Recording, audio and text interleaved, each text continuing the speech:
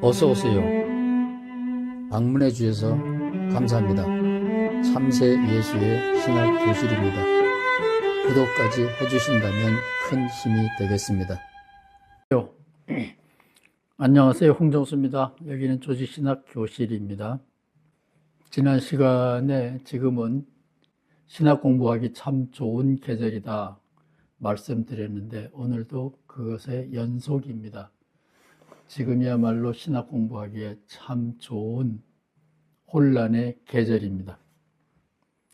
예수는 하늘이 보낸 구원자다. 신의 아들이다. 오늘 그 말씀을 조금 더 가까이서 들여다보려고 합니다. 객관적인 사실 묘사가 아니다.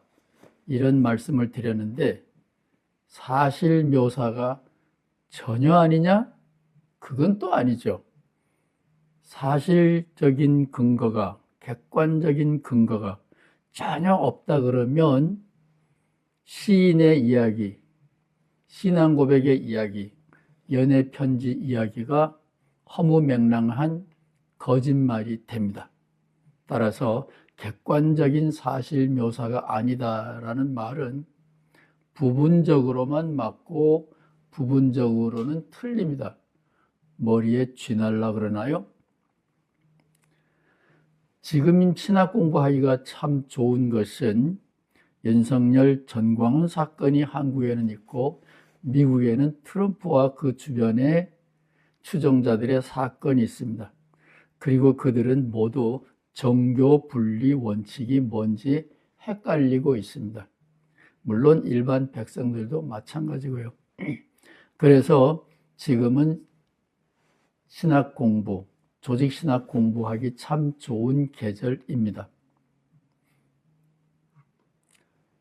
사실적이냐 아니냐 굉장히 중요한 질문인데 그것은 모두 성경 언어에 대한 혼란 때문에 생기는 겁니다. 트럼프를 향하여 할렐루야, 내가 기다리던 메시아가 왔다. 거짓말인가요? 아니죠. 당사자에게는 진실입니다. 객관적으로 보면 메시아가 온 것이 아니라 파괴자가 온 것이다. 이렇게 말할 수도 있지만 당사자에게는 일리가 있는 이야기이죠. MBC 뉴스에 나온 이야기입니다. MBC 뉴스에 나온 중요한 기사입니다. 신학적으로 화성에서 혹은 소행성 어디선가에 지구 인간의 원조가 될 수 있는 그런 DNA를, 유전자를, 성분을 발견했다. 이게 진짜인지 가짜인지 우리는 모릅니다. 뉴스라고 다 믿을 거는 아닙니다. 어쨌든 외계에서부터 지구인이 날아왔다 라는 과학자들의 이야기는 끊임없이 있고 이 MBC 뉴스는 그 중에 하나입니다. 어딘지는 모르지만 소행성 베누, 화성이라고 칩시다. 거기에 있는 유전자, 단백질 요소를 조사해 보니까 지구 인간의 원조에 해당하는 그런 성분이 있다. 앞으로 인간은 외계에서 왔다가 과학적으로 정설이 될는지는 모릅니다. 그런데 한국에서 어떤 신학자가 너무나 상식적인 이야기를 했다가 신학교에서 쫓겨났다라는 뉴스가 얼마 전에 있었던 것 같아요. 하나님이 한순간에 혹은 6일 동안에 천지 창조를 했다, 하셨다. 사람은 처음부터 성인이었다. 남자에게서 여자가 나왔다. 혹은 남자와 여자가 동시에 나왔다. 뭐 두 가지 학설이 있지만 좌우지간 하나님이 빛이 있으라 그러니까 빛이 한순간에 생겨났다. 사람을 만들었다. 길면 6일 아니면 한순간에 만들어졌다. 이것은 과학자들이 사람은 그것보다 훨씬 오래전에 외계에서부터 만들어져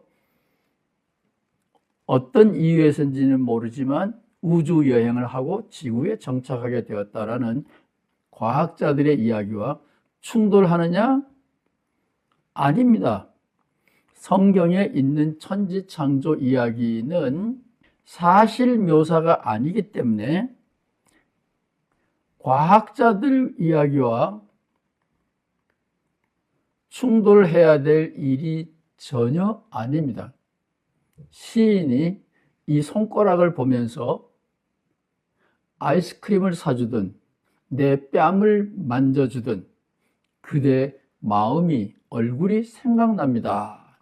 손을 보면서 엉뚱한 것을 생각했다. 이렇게 연애 편지를 고백의 편지를 썼다 그러면 그것은 사실은 아니죠. 당사자의 감격 어린 진술입니다. 똑같아요. 우리의 언어는 이런 것들이 섞여 있습니다. 체험의 언어, 감격의 언어와 사실의 언어가 섞여 있습니다. 천지창조 이야기와 과학의 언어, 모순, 상충하고 있는데 성경에 있는 천지창조 이야기가 맞다면 사실을 그리고 있는 과학의 이야기와 모순이 되기 때문에 충돌하기 때문에 둘 중에 하나만 맞을 거다 이런 생각을 하는 근본주의에 현혹되어 있는 기독교인들은 목사는 물론이고 교인들도 참 불쌍합니다. 대전 대덕단지 입구에 가면 창조과학회라는 큰 사무실이 있습니다. 한국의 과학자들의 정신 상태를 짐작할 수 있는 불행한 일입니다. 천지창조 이야기는 손을 보면서 손을 안 보고 나를 어루만져 주든 나에게 아이스크림을 선물해 주든 초콜릿을 선물해 주든 그대의 마음이 보입니다. 라는 시인의 말은 거짓말이다라는 것처럼 천지창조를 과학적으로 믿는 대덕단지 입구에 있는 창조과학회는 과학도 신학도 잘 모르는 불행한 불쌍한 사람들입니다. 언어에 대한 감각을 조금만 배우면 능히 이 혼돈에서 벗어날 수 있습니다. 목사님들은 오늘도 내일도 하나님이라는 단어를 많이 사용하실 텐데 그 시간이 거짓말하는 시간이 아닌지 조심하시기 바랍니다. 하나님이라고 이렇게 코테이션을 붙이면 조직신학 교실에서는 하나님이 아니라, 이거는 히라보 테오스를 말합니다. 하나님이 아니라 사람이 입으로 내뱉는 하나님이라는 단어입니다. 성경은 하나님에 대한 이야기가 아니라 이거는 우리가 모르는 겁니다. 하나님이라는 말을 하는 사람들의 이야기입니다. 이 굉장히 중요하고 어려운 이야기예요. 성경은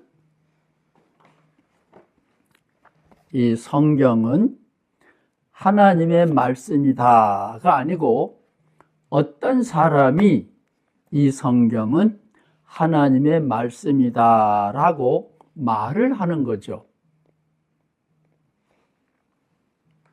다시요. 테오스 하나님입니다. 성경은 하나님에 대한 이야기가 굉장히 많이 있는데 하나님은 없어요. 있어도 모릅니다. 우리하고는 상대를 안 해줘요. 코테이션을 하면 하나님이라는 단어입니다. 하나님이라는 단어는 아직도 사용되고 있고 어떤 사람은 이 단어를 굉장히 유용하게 활용하고 어떤 사람은 나쁘게 사용합니다. 하나님이라는 단어를 악질적으로 나쁘게 사용하는 사람들 굉장히 많이 봅니다. 하나님이라는 단어를 나쁘게 사용하는 대표적인 사례가 바로 정광훈입니다. 하나님 까불면 죽어. 5년 전에 공개적으로 얘기했는데 하나님이 안 나타났어요. 제가 하나님이라면 나타나가지고 많은 사람이 보는 앞에서 정광훈이를 죽였을 거예요. 그런데 정광훈이는 멀쩡하고 많은 국회의원들이, 심지어는 대통령까지도 정광훈이 앞에서 절절 맵니다. 나 한 대 까불면 죽어, 이 말을 하나님은 안 계시지만, 듣지도 않으셨겠지만 들어도 껄껄껄 웃으면서 무시하셨을지도 모르지만, 윤석열을 비롯한 수없이 많은 국힘당 국회의원들과 금딱지를 노리는 많은 후보자들은 정광훈 앞에서 꾸벅꾸벅 신에게 참배하듯이 절을 하고 있죠. 하나님이라는 단어를 나쁘게 사용한 전형적인 사례입니다. 하나님은 안 계십니다. 그러나 하나님이라는 단어를 사용하는 놈들은 지금도 전 세계에 가득 차 있습니다. 조심하셔야 됩니다. 윤석열 씨를 향하여 하늘이 낸 대통령이다. 그때 하늘은 하늘나라, 하나님 나라 같은 것이듯이 하나님을 말합니다. 그들도 윤석열이가 자기네들에게 베풀어준 것이 바로 하나님 나라라고 이렇게 찬양하는 것이걸랑요. 따라서 이 윤석열 찬양팀도, 트럼프 찬양팀도 하나님이라는 단어를 나쁘게 사용하는 좋은 샘플입니다. 왜 나쁘다 그래? 그들은 배타적이고 독점적인 지위를 찬양하는 겁니다. 배타성과 독점성, 그것은 구약에 있는 여호와 하나님하고는 상통할는지는 모르지만 제가 사랑하는 예수님하고는 안 맞는 겁니다. 따라서 배타성, 독점, 이런 이야기를 두고 하나님 하는 것은 하나님이라는 단어의 나쁜 견본이라고 저는 확신합니다. 그런데 조직신학 교과서들도 사실은 하나님 잘 몰라요. 한국에서도 미국에서도 사용되고 있는 대표적인 조직신학책이고, 장로교 프린스턴 신학교 교수가 쓴 책인데, 이 책의 저자는, 밀리오리는 어쩌면 하나님이라는 단어를 제대로 알고 있음에도 불구하고 자기 자리가 겁나서 엉뚱한 짓을 하고 있는 대표적인 신학자고, 아니면 공부를 엉터리로 했기 때문에 하나님이라는 단어를 잘 이해하지 못하는 불쌍한 조직신학자다. 저는 이렇게 이해합니다. 그러면 네가 좋아하는 조직신학자가 있느냐? 몇 사람은 있습니다. 그 중에 대표적인 사람들, 이 사람은 성공회 은퇴한 감독 목사님인데, 이 사람은 조직신학자는 아니에요. 그러나 이런 사람들도 알고 있고,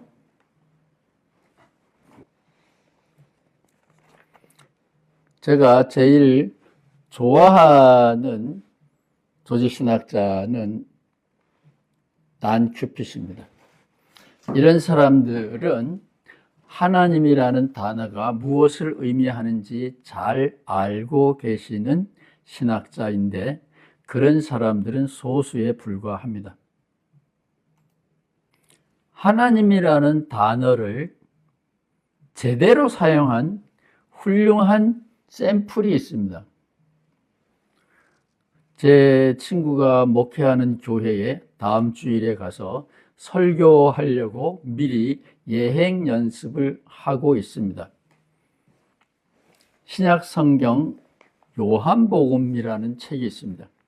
신약성경 안에 요한복음은 언어에 대한 천재가 썼다라는 생각이 듭니다. 예수님의 제자 빌립이 요한복음 14장에서 예수님에게 심각한 도전을 합니다. 하나님 보여주세요. 예, 이 원문에는 아버지라 그러죠. 예수님께서 나로 맘지 않고는 아버지께로 갈 자가 없느니라. 그러니까 빌립이 말로만 그러지 말고 아버지가 누군지 보여주세요. 그렇게 말합니다. 이 대목에서 예수의 아버지는 하나님을 말합니다. 그러니까 알기 쉽게 설명하면 빌립이라는 제자는 예수님에게 말만 그러지 말고 당신이 하나님이 보낸 사람이다, 이렇게 말만 그러지 말고 증거를 보여주십시오. 하나님 보여주십시오. 예수님이 베드로한테는 사탄아 물러가라 그랬어요. 예수님을 보고 그리스도라고 고백하는 베드로에게는 사탄아 물러가라 그랬는데, 하나님을 보여달라는 빌립에게는 예수님이 이거 질문을 제대로 하네. 그리고 쭉 설명을 하고 14장 11절에 보면 내 말을 못 믿겠냐? 내가 하는 짓거리를 보고 믿어라. 하나님 있으면 나와 까불지 마. 그 말을 보지 말고 그 사람이 하는 짓거리를 보고 믿어라. 예수님은 내가 하나님이야. 하나님이 보냈어. 근데 못 믿겠어? 내가 하는 짓거리를 보고 믿어라. 얼마나 쉬운 이야기입니까? 근데 그보다 앞에 이런 이야기가 나옵니다. 그 앞에는 예수님이 이런저런 기적을 행했는데, 요한복음 7장에 무리 가운데 많은 사람이 예수를 믿었다. 왜 믿었느냐? 그들이 말하였다. 메시아를 말합니다. 그리스도가 오신다고 해도, 하나님의 아들이죠. 그리스도가 오신다고 해도 이분이 하신 것보다 더 많은 표징, 여기서 표징은 특별한 일을 말합니다. 기적은 아닙니다. 우리를 감동시키는 일을 말합니다. 더 많은 표징을 행하시겠느냐? 이 일을 보고 믿어라. 예수님이 하는 행적을 보고 많은 사람들이 예수를 믿게 됐습니다. 예수님의 피를 분석해보고, 예수님의 키를 재보고, 예수님이 남자인지 여자인지 베껴보고, 예수님의 족보를 뒤져보고 믿었다가 아니라 예수님이 하는 행동을 보고 믿게 되었다. 이게 요한복음이에요. 감동, 감격 받은 사람이 시인의 언어로 상상력을 발휘하여 당신은 나의 하나님입니다, 이렇게 고백했다, 그런 얘기입니다. 이런 일은 지금도 여기저기에서 일어나고 있는, 살아있는 하나님이라는 단어의 어법입니다. 이런 놀라운 체험을 한 사람들이 거꾸로 요한복음 1장 14절에 가면 예수님의 말씀을 들으니 이 말씀이 바로 하나님이었다, 그런 겁니다. 예수님의 말씀을 들으니 예수님의 육신이, 예수님의 육체가 하나님의 독생자다, 그런 거예요. 그 영광에 우리가 참여하니 와이리 존노, 그런 겁니다. 윤석열을 찬양하는 사람들이 하늘이 내린 대통령이다, 윤석열 때문에 영광을 입은 사람들입니다. 윤석열 때문에 득을 본 사람들입니다. 윤석열 때문에 신분 상승을 누리고 있는 사람들입니다. 예수님의 제자들도 마찬가지예요. 예수님을 보고 병이 났습니다. 예수님을 보고 자존심이 해결됐습니다. 예수님을 보고 미래에 대한 두려움이 상실되었습니다. 따라서 예수님이 온다고 할지라도, 메시아가 온다고 할지라도 더 많은 기적을 행하겠느냐? 나는 예수님의 말씀을 들으니, 예수님의 행적을 보니 그가 바로 약속된 메시아다라는 고백을 하게 되었다. 너무 쉽지 않나요? 저의 예수는 여러 가지 일을 하셨는데 하나님이라는 단어 별로 필요 없이 예수님이 훌륭한 분이다라는 것을 설명할 수 있습니다. 그래서 저는 예수님을 좋아합니다. 윤석열을 찬양하는 사람들이 하나님이라는, 하늘이라는 단어 없이도 윤석열을 찬양할 수 있습니다. 전광훈 목사가 하나님 까불지 마라고 했을 때 전광훈 목사는 하나님 얘기하는 게 아니에요. 누구든지 나한테 까불면 죽어, 그 얘기입니다. 예수님이 많은 사람들에게 하나님의 아들 그리스도라고 칭함을 받은 것은 예수님 때문에 이 세상에서 감동, 감화, 변화를 경험한 사람들이 예수님을 찬양하는 여러 말 중에 하나가 하나님이 보낸 사람, 하늘이 보낸 대통령, 이렇게 말하는 겁니다. 성분이, 피가 하나님이다. 절대로 아닙니다. 신학 공부를 조금 한 사람들은 틸리히라는 사람을 아실 거예요. 틸리히는 무신론자입니다. 저 바깥에 있는 신이 없다는 건 알았어요. 그래서 틸리히는 하나님이 어디 있느냐? 만물의 밑바닥에 있다 그랬습니다. 깊이. 파운데이션. 존재의 파운데이션이다. 존재의 기반이다. 라는 말은 하나님이 없다라는 말을 에둘러 말한 겁니다. 몰투만이라는 사람도 어떤 사람은 이름을 들어봤을 거예요. 공산주의자죠. 신학적으로. 막스주의자입니다. 몰투만은 하나님은 어디에 있느냐? 내일 있다 그랬어요. 미래에 있다 그랬습니다. 지금 여기는 없다라는 말을 멋있게 하면 하나님은 내일 계신다. 그런 말이 됩니다. 해방신학이라는 말 혹시 들어보셨을 거예요. 한국의 민중신학은 제가 잘 모르겠어요. 민중신학은. 그렇지만 해방신학은 민중신학의 어머니라고 말할 수 있는데, 이 해방신학은 하나님은 어디에 있느냐? 지금 사회는 아니고 정의가 이루어지면 그때 하나님이 계신다. 그런 거예요. 현대 신학자들은, 제대로 된 신학자들은 하나같이 무신론자입니다. 하나님은 지금 여기에 안 계신다. 그런 건데, 제가 좋아하는 단 큐핏은 그런 존재론적인 무신론 이야기가 아니라 언어학적으로 보면 하나님이라는 단어는 필요 없는 단어다. 전혀 다른 무신론자입니다.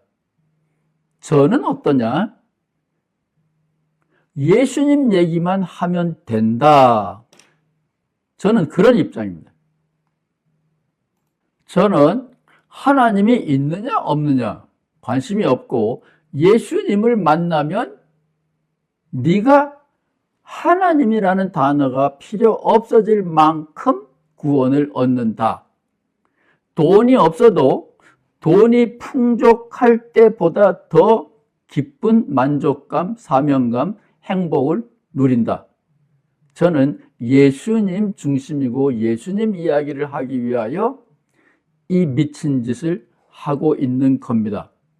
응원해 주시면 참 고맙겠습니다. 질문을 주시면 더 고맙고요. 감사합니다. 다음 시간에 또 뵙겠습니다.